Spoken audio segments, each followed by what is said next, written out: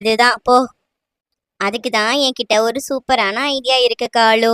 அந்த குருவிகள் தூங்கும்போது அவங்களோட வீட்டை நாம தூக்கி ஆத்துல எறிஞ்சிடலாம். நம்ம கிட்ட வீடு கேட்டு உதவிக்கு வருவாங்க. உதவி செய்யற மாதிரி சாப்பாட வாங்கலாம். அப்படியுமே ராணியும் காலுவும் அந்த மாதிரி ஒரு திட்டத்தை போட்டாங்க. குருவிகள் தூங்குறதுக்காக அவங்க காத்திருந்தாங்க. கொஞ்ச நேரத்திலேயே கோமலும் தன்மையுமே ரொம்ப அசதியா இருந்ததுனால தூங்கிக்கிட்டு இருந்தாங்க. ரெண்டு காகங்களும் திட்டம் போட்ட மாதிரியே வீட்டை தூக்கி ஆத்துல எரியறதுக்காக வந்திருந்தாங்க.